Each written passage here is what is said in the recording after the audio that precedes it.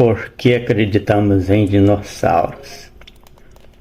Algumas pessoas acham difícil entender por que nós acreditamos que existiram dinossauros há alguns milhões de anos e não cremos em muitas tradições relatadas na Bíblia há tão pouco tempo. Para espancar as dúvidas, vou apresentar aqui os dados que nos levam a aceitar, duvidar ou rejeitar alguma afirmação. Disse um dos autores em um site de literatura. Tem gente que se diz ateu, mas acredita fervorosamente, mesmo sem ser do ramo, que um dado arqueológico, um pedacinho de osso, possa ter pertencido a um animal que teria vivido cerca de 30 milhões de anos atrás. Porém, esta mesma pessoa diz que não acredita que há apenas 2.000 anos passou aqui pelo nosso planeta o Filho de Deus, Jesus Cristo, cujos ensinamentos encontram-se registrados em livros escritos por seguidores e contemporâneos. Parece que para essas pessoas, os ateus, quanto mais improvável o acontecimento, quanto mais longínquo, mais fácil de eles aceitarem, pois ficará difícil para todo mundo entender e explicar. Basta acreditar na ciência, no carbono e pronto. Afinal, são 30 milhões de anos, não é para qualquer um desacreditar. Sem analisar os indícios em que firmamos nossas convicções, parece mesmo meio absurdo aceitarmos uma coisa apresentada como tendo existido há 30.000 anos e rejeitarmos o que alguns dizem ter ocorrido há 20 ou 30 séculos. Mas após uma explicação, creio que muitos leitores irão entender que não estamos aceitando tão cegamente uma coisa e rejeitando sem fundamento outra. Primeiramente, vamos falar dos dinossauros e outros grandes animais extintos. Os arqueólogos encontram um osso de uma parte do corpo de um animal. O tamanho de tal osso dá uma ideia aproximada do tamanho do corpo que o animal tinha.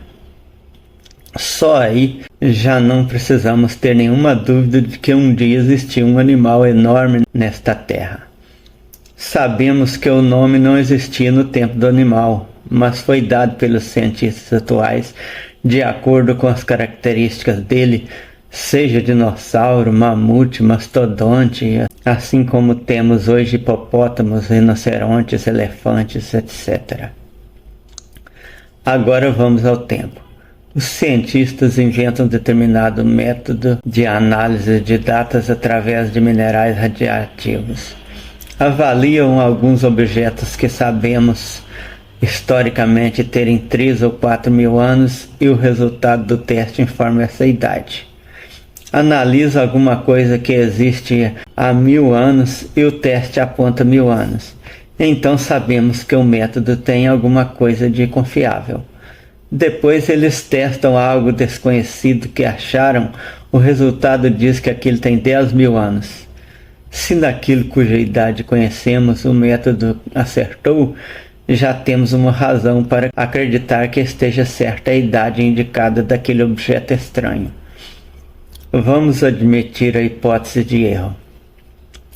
Provado que tal elemento químico diminui com determinada constância no tempo, o que possibilitou avaliar com precisão aquelas idades conhecidas, não estamos totalmente livres da existência de alguma radiação maior ou menor em épocas de condições climáticas diferentes. Aí podemos até admitir que não haja precisão nas datações de objetos muito antigos. Todavia, por muito grande que seja essa variação, que a idade real seja 1/10 da apresentada no resultado, o osso apresentado como tendo 300 milhões de anos terá 30 milhões de anos, desfazendo toda a teoria da criação apresentada pela Bíblia. E mesmo que seja de 30 milhões de anos em lugar de 300 milhões, não há como negar que os dinossauros existiram. É um fato provado com o fóssil do animal. Agora vamos aos relatos bíblicos. Arqueólogos e estudiosos de histórias chegaram à seguinte conclusão: não há registro arqueológico ou histórico da existência de Moisés ou dos fatos descritos no Êxodo. A libertação dos hebreus escravizados por um faraó egípcio foi incluída na Torá provavelmente no século VII antes da era cristã, por obra dos escribas do Templo de Jerusalém, em uma reforma social religiosa. Para combater o politeísmo e o culto de imagens que cresciam entre os judeus, os rabinos inventaram um novo código de leis e histórias de patriarcas heróicos que recebiam ensinamentos diretamente de Jeová. Tais intenções acabaram batizadas de ideologia deuteronômica, porque estão mais evidentemente no livro de Deuteronômio. A prova de que esses textos são lendas estaria nas inúmeras incongruências culturais e geográficas entre o texto e a realidade. Muitos dos reinos e locais citados nas jornadas de Moisés pelo deserto não existiam no século XIII a.C., quando o êxodo teria ocorrido. Esses locais só viriam a existir 500 anos depois, justamente no período dos escribas deuteronômicos. Também não havia um local chamado Monte Sinai, onde Moisés teria recebido os 10 mandamentos. Sua localização atual, no Egito, foi escolhida entre o século IV e VI da era cristã por monges cristãos bizantinos, porque ele oferecia uma bela vista. Já as 10 pragas seriam o eco de um desastre ecológico ocorrido no Vale do Nilo quando tribos nômades de semitas estiveram por lá. Super interessante, julho de 2002. Embora não devamos aceitar como verdade tudo que se registra como história, essas conclusões parecem muito bem fundamentadas. Se a arqueologia mostra que não existiam os lugares mencionados, não podemos pensar outra coisa que não seja mesmo uma história inventada para conduzir o povo. E Jesus? A própria Bíblia nos mostra com bastante clareza que houve mais de uma pessoa dizendo-se o Messias prometido pelos profetas e que os escritores cristãos do Novo Testamento adaptaram a um tal Jesus de Nazaré textos que nada tinham a ver com esse Messias. O Messias prometido por Miqueias não seria morto, mas dominaria os inimigos e estabeleceria o eterno reino de Israel.